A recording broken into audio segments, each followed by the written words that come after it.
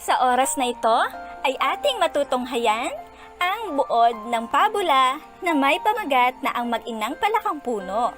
Sana ay magustuhan nyo ang kwento at marami kayong matutunan.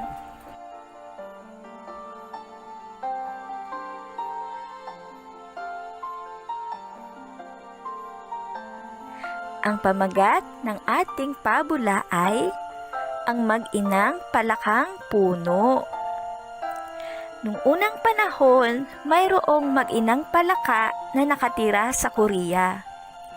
Yumauna ang ama ng batang palakang puno. Mahal na mahal ng ina ang kanyang anak. Mapagmahal rin naman ang batang palaka kahit na may katigasan ang ulo niya.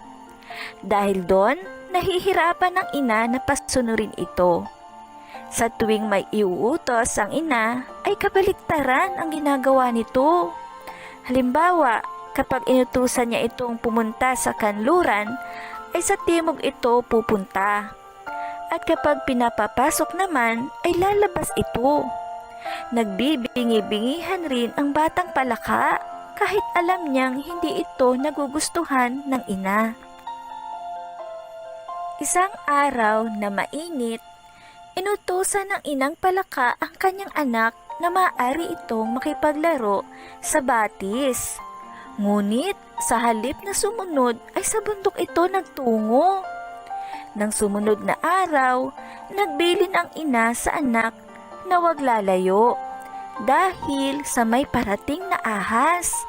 Ngunit sa halip na sumunod ay nagyakag pa ito sa mga kaibigan na mamasyal at magsaya.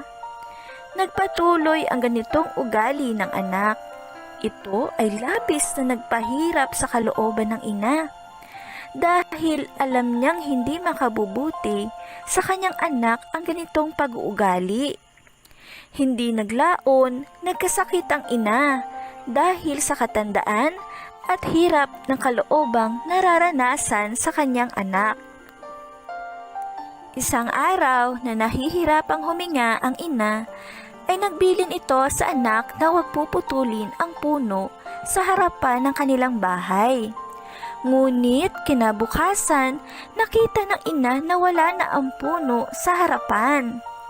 Nagpatuloy sa paglubha ang karamdaman ng ina. Hindi pa rin natitinag ang anak sa pagsuway rito. Anak, sandali na lang ang itatagal ng buhay ko.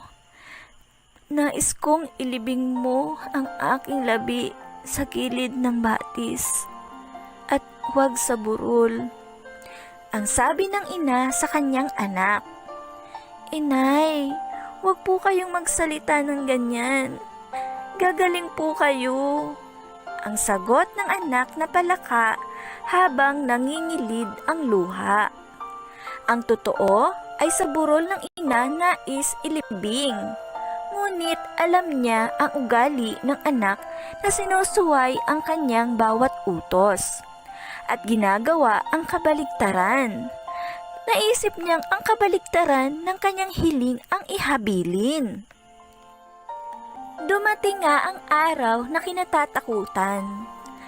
Bago malagot ang huling hininga, ay inulit ng ina ang kanyang hiling. Sa gilid ng batis mo ako ilibing, anak. Ang sabi ng ina sa kanyang anak na palaka.